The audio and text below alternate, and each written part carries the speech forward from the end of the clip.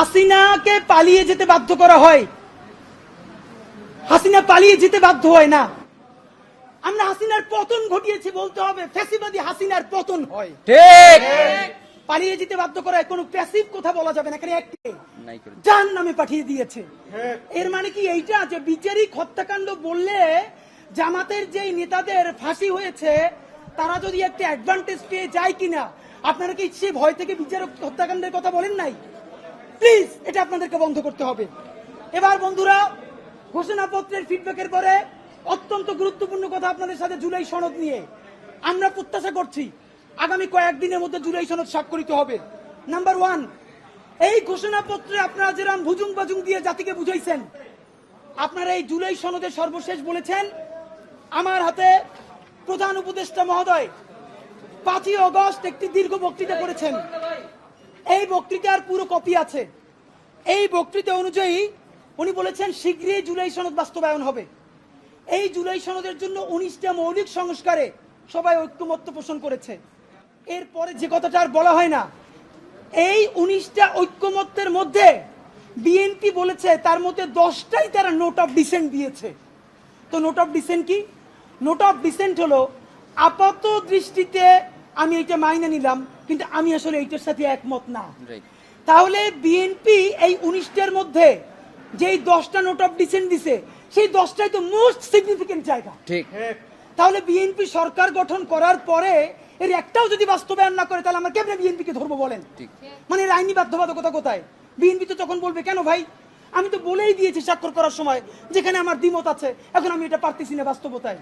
মজার ব্যাপার বলি, সরকারের কয়েক জায়গায় জিজ্ঞেস করেছি বলেন তো 19টা মৌলিক সংস্কারের মধ্যে আপনাদের কাছে একটা মোস্ট সিগনিফিকেন্ট কোনটা? তারা বলেছে সংসদের উচ্চকক্ষে পিআর ব্যবস্থা আনুপাতিক হারে।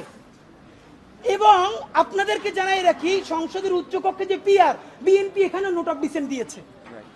তাই সংসদের উচ্চকক্ষে বিএনপি যে নোট অফ ডিসেন্ট দিয়েছে এটাও যদি সে বাস্তবায়ন না করে তাহলে আমরা মানে আপনি ভাবেন আমরা কি কারণে, ঠিক কোন কারণে আমরা এখন এই কথাগুলোকে বিশ্বাস করব? রাজনৈতিক দলগুলোকে তারা ইন্টারিম থাকা অবস্থায় আমাদের চোখের সামনে 47কে নাই করে দিল, পিলখানাকে নাই করে দিল, শাপলাকে নাই করে দিল, নিরাপদ সড়ক আন্দোলনকে নাই করে দিল, বিচারিক হত্যাকাণ্ডের কথা তারা বললো না।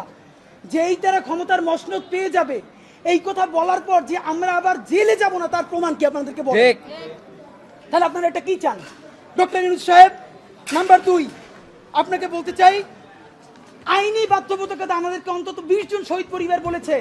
ডক্টর ইউনূস সাহেব, আমরা এখন পর্যন্ত যতদূর বুঝতে পেরেছি আপনার ক্যাবিনেটের অলমোস্ট সকল উপদেষ্টা প্রতিদিন আপনাকে একটা আর্মি কুয়ের জুজু দেখাচ্ছে। ঠিক। আপনি সচিবালয় সংস্কার করলেই আর্মি টেক ওভার করবে, আপনি যদি পিলখানার কথা বলেন আর্মি টেক ওভার করবে। এইটার একটা প্রমাণ কি দিয়েছে? বাংলাদেশের ছাত্র জনতার একমাত্র প্রতিনিধি বানিয়েছে তারা এনসিপি কে। প্রধান উপদেষ্টা কান খুলে শুনে রাখেন, এনসিপি একটা রাজনৈতিক শক্তি, কিন্তু কোটি কোটি জুলাই যোদ্ধাদের একমাত্র মুখপাত্র তারা নয়। এনসিপি সমাবেশ করলে লোক কম হয় এর মানে এই না যে মানুষ জুলাই ভুলে গেছে অথবা জুলাইয়ের রক্তের সাথে সে গাদ্দারি করার কাউকে অনুমতি দিচ্ছে। ঠিক। বরং এনসিপির সাথে লোক কম হয় এর বড় বাস্তবতা হলো তারা মনে করে বিএনপি বা জামাতে ইসলামী ঠিক যেভাবে জুলাইকে বিভিন্নভাবে বিজনেসের মডেলে নিয়ে এসেছে এনসিপিও এখন সেটাই করছে, তাই তারা এনসিপির সমাবেশে আসে না। ঠিক। কিন্তু এই মানুষ, কোটি কোটি মানুষ এখন পর্যন্ত রাস্তায় নামতে প্রস্তুত যদি আপনি একটা বিপ্লবী ভাষণ দিয়ে জনতার পক্ষে সংস্কারের আপার হ্যান্ড নিয়ে নিতে পারেন। প্রধান উপদেষ্টা আপনাকে বলি, আপনার উপদেষ্টারা সারাক্ষণ জুজুর ভয় দেখায় না? আপনারে বলি একটু কান দিয়ে শুনেন, যদি ওয়াকার সাহেবের এবং আর্মি জেনারেলদের সাহস থাকে, আই রিপিট সাহস থাকে, একটা কুক ওইদি দেখাইতে বলেন। ঠিক ভাইরা, ব্যাপারটা এমন না। লিথাল উইপেন যখন চলে তখন পুলিশের উইপন আর আর্মির উইপেনের পার্থক্য থাকে না, প্রত্যেকটাই জীবন কাইরে নেয়। এই মাত্র একটা বছর আগে আমাদের হাজারো হাজারো শহীদ যেই গুলিতে শহীদ হয়েছে এর চেয়ে দামি গুলি তো আর্মি আমাদের উপরে ব্যবহার করতে পারবে না। আপনি মনে রাখেন, এই ওয়াকার সাহেব অথবা আর্মি যদি কোনো কু করার চেষ্টা করে জনগণ গিয়া ক্যান্টনমেন্টের ইট খুঁজে নিয়ে আসবে। ইট একটা ইট ক্যান্টনমেন্টে আস্থা থাকবে না, আপনি যাইকে রাখেন। আপনি কারে ডরান? আপনি ভোট নেন, মিনিমাম 100 রিক্সাওয়ালার সাথে কথা বলেছি গতকাল পর্যন্ত, প্রত্যেকে বলে এই উপদেষ্টাদেরকে তারা বিশ্বাস করে না, কিন্তু ইনুস বেড়া ভালো। এর মানে সারা বাংলাদেশের জুলাই যোদ্ধারা, জুলাইয়ের পক্ষের শক্তিরা আপনার মুখটা দেখা এখন পর্যন্ত এই সরকারের একটা হাত ধরে রাখছে। কিন্তু এই উপদেষ্টাদের কেউ কেউ ইতিমধ্যে রাজনৈতিক দল যারা সামনে ক্ষমতায় আসবে তাদের সাথে নেগোসিয়েশন করে কেউ সামনে আইনমন্ত্রী হবে, কেউ অন্যান্য মন্ত্রী হবে, কি কি হবে এইটা পাকাপোক্ত কইরা এখন তাদের জবানে আমাদের ঘোষণাপত্র লিখে দেয়। ঠিক এখন সেই ক্ষমতায় যারা আসবে সেই দলের মুখপাত্র হয়ে তারা এই সরকারের মধ্যে কাজ করে। প্রধান উপদেষ্টা, আপনার একটা কথা বলি, আমরা আগেও বলেছি এই সরকারের সকল উপদেষ্টার এক পা অন্য দেশে, বিপদ হইলে ভাইগে যাবে, কিন্তু আমরা দৃঢ়ভাবে বিশ্বাস করি আপনি ভাগবেন না। এর প্রমাণ, আপনি যদি ভাগতেন পৃথিবীর কোন দেশ আপনারে রাখতে চায় না বলেন? তাহলে হাসিনার আমলেও 10 তলা বিল্ডিং বাইয়া আপনার আদালতে হাজিরা আপনি দিতে আসতেন না। ঠিক, আপনি তখনই বিদেশ থাকতে পারতেন। আপনি এই দেশে থাকতে চান বলেই আপনি আসছেন, আমরা বিশ্বাস করতে চাই। মাননীয় প্রধান উপদেষ্টা, আপনি বাঁচবেন কয়দিন বলেন? আপনার এত বয়স হয়েছে, বাংলাদেশের গড়ায় উঠছে প্রায় 20 বছর বেশি পাচ্ছেন। আমার বাপে 63 বছর বাচ্চা, তার চেয়ে আপনি প্রায় 20 বছর বেশি। মাঝে মধ্যে মৃত্যু অধিক। মাননীয় প্রধান উপদেষ্টা, আপনি যখন আপনি একটা গবেষণা করেন 40 মিনিটের বক্তৃতা, রিক্সা চালক, ভ্যান চালক, সবজি বিক্রেতা, বিশ্ববিদ্যালয়, এইবার যে আপনার এই বাংলাদেশের পক্ষে হৃদয় নিংড়ে ভালোবাসা, আপনি যখন বক্তৃতা করেন আপনার চেহারা আর্টিফিশিয়াল ছাপ, ইদানিং আপনি স্ক্রিপ্ট দেখে দেখে বক্তৃতা করেন, এগুলো আমরা চাই না। মাননীয় প্রধান উপদেষ্টা, আপনার অন্তরে যা আছে, আপনার যে বাধ্য করে তার কথা বইলে দেন না। আপনারা কি করবে বলেন? আপনার খুন করবে। আপনি প্রায় 80 বছর বাঁচছেন, আর কয় বছরই বা বাঁচবেন? আপনি কি করে? আপনাকে যদি হত্যা করা হয়, কিন্তু সেই রক্তের বিনিময়ে যদি আপনি শহীদদের রক্তের বিনিময়ে নতুন বাংলাদেশ গড়ে যেতে পারেন, আগামী 1000 বছর বাংলাদেশের মানুষ নামাজে প্রার্থনায় আপনার জন্য শুধু দোয়া করবে। ঠিক, বুড়ো মানুষটা থেকে শুরু করে শিশু আপনার বক্তৃতা শুনে মাননীয় উপদেষ্টা কতক্ষণ জানেন? যতক্ষণ আপনি জুলাইয়ের জবানে কথা বলেন। কিন্তু যেই রাজনৈতিক দলের কাছে কোন ধরনের সংস্কার ছাড়া আপনি নির্বাচনের কথা বলতেছেন, আপনি কি কি বলছেন আপনারা একটু পড়ে শুনাই। আপনার ঘোষণাপত্র থেকে অল্প কয়েক জায়গা মার্ক করে নিয়ে আসছি। মাননীয় প্রধান উপদেষ্টা, আপনি বলছেন যে সামনের নির্বাচনে, এবারের নির্বাচন যেন আনন্দ উৎসবের দিক থেকে, শান্তি শৃঙ্খলার দিক থেকে, ভোটার উপস্থিতির দিক থেকে, সৌহার্দ্য আন্তরিকতার দিক থেকে দেশের ইতিহাসে স্মরণীয় হয়ে থাকে, এই সকল আয়োজন করা হবে। মাননীয় প্রধান উপদেষ্টা, 6 মাস বাকি আছে। এই 6 মাসের মধ্যে আপনি এই উদযাপন কেমনে করবেন? নির্বাচন শুরু হইতে পারে না, এর মধ্যে মানুষকে হত্যা করতেছে রাজনৈতিক দল একটা আরেকটারে।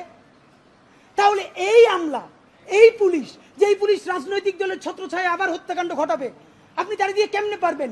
প্লিজ আপনার এই বৃদ্ধ কাঁধে রাজনৈতিক দলগুলোর বন্দুককে রাখতে দিয়েন না। আপনি না পারলে কুইট করেন, ওরা নিজেরা বুঝে খাক। কিন্তু রাজনৈতিক দলের একমাত্র মুখপাত্র হইয়া বাংলাদেশের মুখপাত্র থেকে আপনি বিদায় নিয়েন না। আপনি নির্বাচনের কথা বলছেন, আমরা খুশি হয়েছি, কিন্তু ইতিহাসের স্মরণীয় নির্বাচন করার রোডম্যাপ কোথায়? বাংলাদেশের রাজনৈতিক দলগুলো আপনার সাথে মিটিং করে সামনে এসে বলে আমরা নির্বাচনের রোডম্যাপ দেখি নাই, আমরা হতাশ। ভিতরে কথা বলার চেষ্টা করলাম, আফসোস, রাজনৈতিক দলগুলো এত বদমাশ কেমনি হয় ভাই? ভিতরে তারা একটা বারো ভালো করে কোনো রাজনৈতিক তারা নির্বাচনের ম্যাপ দেয় না। প্রধান উপদেষ্টারে তারা গিয়ে বলে বড় দলগুলা, ওই পেট্রো বাংলার চেয়ারম্যানটা কিন্তু আমাদের লাগবে, অমুক বিশ্ববিদ্যালয়ের ভিসি কিন্তু আমাদের লাগবে, স্বরাষ্ট্র আর জনপ্রশাসন মন্ত্রণালয়ের সচিবটা কিন্তু আমাদের লাগবে। বাইরে এসে বলে আমরা নির্বাচন না দেখে হতাশ। একই দ্বিচারিতা। তা আপনার প্রতি অনুরোধ, এই যে আপনারে বাহিরে এসে বলে যে আপনি নির্বাচন দেন না, আপনি কেন প্রেস মিট করে বলেন না বিএনপি আমার পেট্রো বাংলা চাই, জামাত আমার স্বরাষ্ট্রমন্ত্রী চাই, এনসিপি আমার কাছে জনপ্রশাসন চাই, বলে দেন। ধরেন আপনি বইলে দিচ্ছেন, করবে কি? মারবে। আপনি তো এমনি একদিন মরে যাবেন, আজীবন বাঁচবেন। আপনি বইলে দেন না, ওদের নেংতে কইরে দেন। রাজনৈতিক শক্তির আমরা পক্ষে, কিন্তু রাজনৈতিক দলের নামে নিপীড়নের পক্ষে আমরা নয়। বন্ধুরা আমার, আপনি আরেকটা কথা বলেছেন, এখন থেকে প্রতিদিন আলাপ করুন আপনার এলাকায় ভোটদান ব্যবস্থা কেমন হলে সুন্দর হয়, কেমন হলে আনন্দমুখর হয়, সেটা আগে থেকে ঠিক করার জন্য, নতুন বাংলাদেশের কাজ করার জন্য সেইটা আপনারা প্রস্তুতি নেন। মাননীয় উপদেষ্টা, যমুনায় বললে হবে না, এলাকায় গিয়ে যদি এই আলাপ শুরু করি, আমার পিটাইয়া ছালবাকল উঠেই আবার ঢাকায় পাঠাইবে। ঠিক, ঢাকার এলাকা কিন্তু এক না। এলাকায় সেই পরিবেশ আপনি তৈরি করতে পারছেন? এলাকার ওসি প্রতিদিন এখন বিএনপির উপজেলা সভাপতির ফোন করে ডায়াবেটিসের খবর নেয়। তা আমার কথা যদি বিএনপি বিপক্ষে যায়, আমার কথা যদি জামাতের বিপক্ষে চায়, তারা তো আমার দৌড়নি দিয়া কি করবে তা তো আপনি বুঝতে পারতেছেন না। প্রধান উপদেষ্টা, মাননীয় উপদেষ্টা, শেষের দিকে আপনার আর একটা কথা আপনারা বলা দরকার। আপনি এইখানে খুবই স্পেসিফিকলি বারবার নির্বাচনের যে রোডম্যাপটা দিয়েছেন, আমরা অত্যন্ত খুশি হয়েছি। আপনার হাতে সময় আছে 6 মাস। আপনাকে চূড়ান্তভাবে আমরা কয়েকটা প্রস্তাবনা দিতে চাই। নাম্বার 1, এই 6 মাসের মধ্যে আপনি একটা আপার হ্যান্ড নেবেন। সেই আপার হ্যান্ডের চূড়ান্ত কাজ আগামী 1 সপ্তাহের মধ্যে আপনি ইন্টারিম ভেঙে দেন। ঠিক। এই ইন্টারিমের অনেক উপদেষ্টা এখন সামনে কেউ বিএনপির, কেউ জামাতের, কেউ এনসিপির মুখপাত্র হইয়া তাদের দলীয় এজেন্ডাগুলো আপনার সামনে রেখে বাস্তবায়ন করবে। এইটা আপনি হইতে দিয়েন না।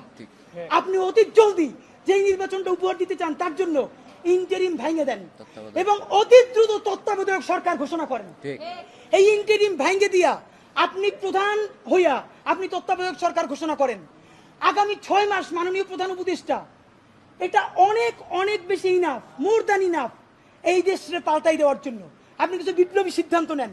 সেই বিপ্লবী সিদ্ধান্তের মধ্যে আপনি 1 নম্বরে বলেন যে এই দলই ক্ষমতায় আসবে ওয়াদা করতে হবে 72-এর সংবিধানকে বাতিল করতে হবে।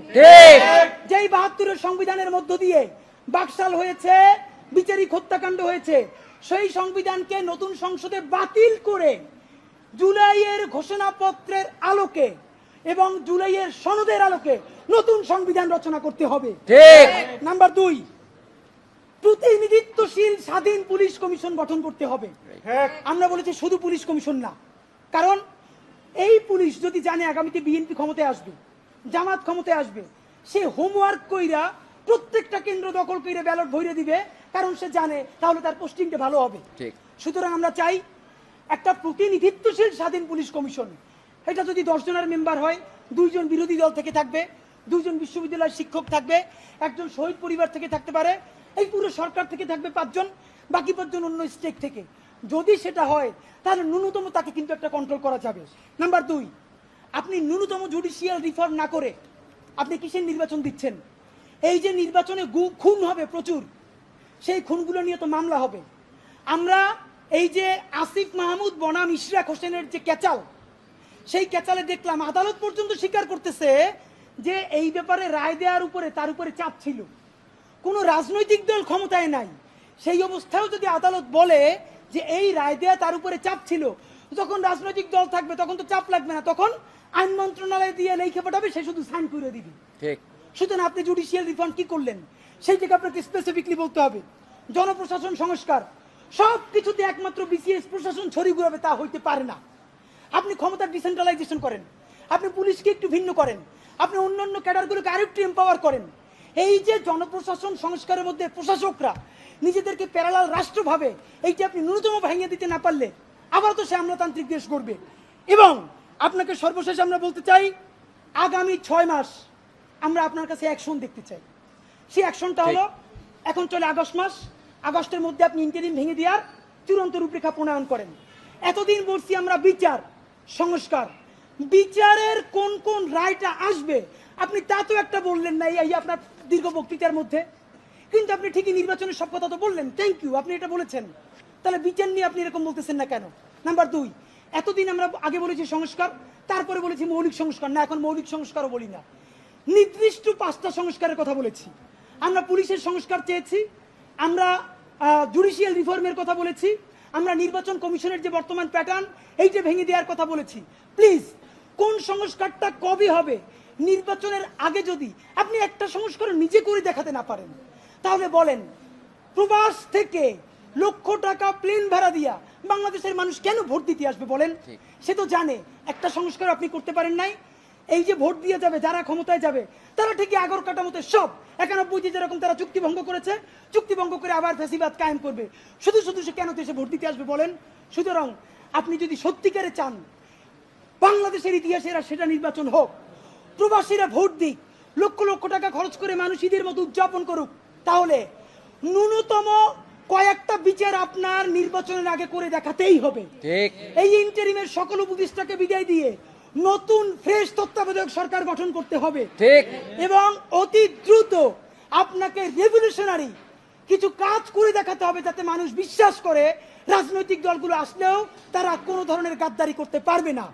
এবং সর্বশেষ কথা, সকল রাজনৈতিক দলের সাথে বারবার বসেন উপদেষ্টা মহোদয়, একটা বার 1500 প্রায় শহীদ তার পরিবারের সাথে আপনার বসা দরকার হয় না? এই যে এত সংস্কার করলেন, আমাদেরকে কেন তারা ফোন করে জিজ্ঞেস করে যে এগুলো সব কি তারা না কইরেই চলে যাবে? প্লিজ জুলাই সনদ ঘোষণার আগে যা যা করতেছেন সেই রাজনৈতিক দলগুলোর একদিকে সামনে রাখেন, শহীদ পরিবারগুলোর সামনে রাখেন, তারপর বলেন যে এইটা এইটা করছি, একটু শহীদ পরিবারের কথার মূল্যায়ন করেন। এইটা যদি একটাও না করেন তাহলে কি করব? এই সরকার দুর্বল হয় সেটা করব না, আমরা নির্বাচনের বিরুদ্ধেও দাঁড়াবো না, তাহলে আবার বলবে আমরা গণতন্ত্র চাই না। আমরা যারা ক্ষমতাহীন কিন্তু জনতার জবানে কথা বলি, তারা এই নির্বাচন বয়কটের ডাক দিব। ঠিক। তখন একমাত্র যারা ক্ষমতায় এসে দুর্নীতি করবে সেই 20% মানুষ ছাড়া আপনি কোন কেন্দ্রে একটা কাক বিড়ালও খুঁজে পাবেন না। মাননীয় প্রধান উপদেষ্টা, ঠিক। জনতা শক্তিশালী না ক্ষমতা শক্তিশালী, আপনি যদি সেটা চ্যালেঞ্জ হিসেবে নিতে চান তাহলে কোনো সংস্কার ছাড়া নির্বাচন দিতে পারেন, কিন্তু শত শত যে লাশ তারা ফালাবে সেই দায়ও আপনার নেওয়া লাগবে। মাননীয় প্রধান উপদেষ্টা, আপনারে আমরা ভালোবাসি জুলাইয়ের জন্য, আপনি প্লিজ তাদের বন্দুক আপনার কাঁধে নিয়ে আপনি বিদায় নিয়েন না। আপনি জুলাইয়ের বন্দুকটা হাতে নেন, রাজনৈতিক দল আর্মিরে ডাইকে বলেন যদি আমার হেল্প করেন করেন, নইলে যা যা করছেন সব বইলে আমি বিদেশ চলে যাব। যেই বাংলাদেশ জুলাই অর্জন করছে সেই জুলাই আবার তাদের বিরুদ্ধে রক্ত দিয়া ইনশাল্লাহ ইনসাফের বাংলাদেশ গড়বেই। বাংলাদেশ জিন্দাবাদ, ইনকিলাব জিন্দাবাদ।